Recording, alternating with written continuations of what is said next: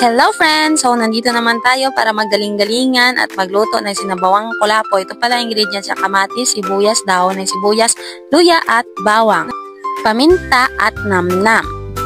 Tapos, meron din siyang kamote tops.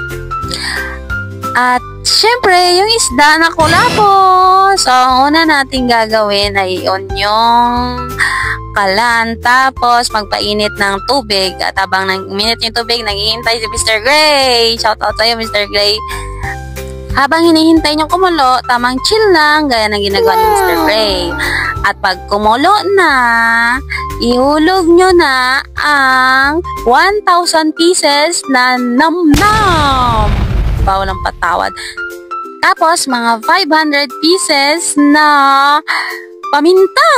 After nyan, unahin yung hulugin yung kamatis kasi yun yung gusto ng nag-cook. Wala tayong magawa dyan kung anong gusto niyang mauna.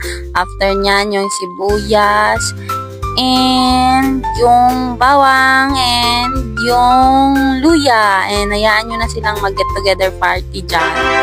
Tapos, iset aside nyo yung dahon ng sibuyas. Tapos, takpan nyo ulit. At tapos, tamang chill ulit, kagaya ng ginagawa ni Mr. Gray. Wow! Pagkalit ka na ba, Gray? Gutom ka na, Gray?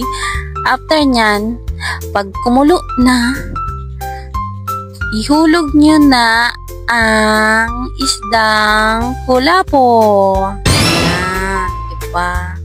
Pag nahulog nyo na yan, guys, hintayin nyo na lang maluto.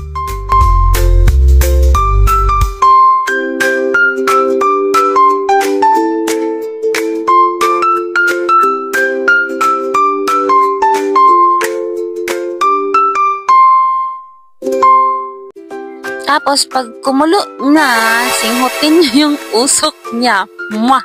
Diba? Ang bango.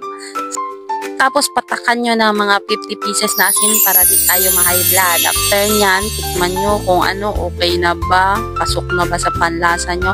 Tapos, pag okay na, ihulog nyo na yung dahon ng kamote tops.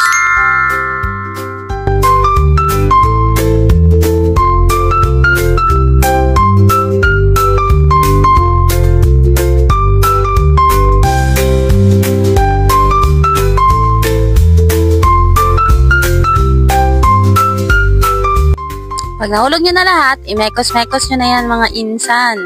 What? And after nyan, pag nalubog, ihulog nyo na din yung dahon ng sibuyas. Siguro mga 30 pieces lang ito. And now, is done! Tapos na! Tikman nyo na yung niluto nyo. Sarap! Kita dapat sa itsura kung masarap. Sige, hanggang dito na lang. Bye!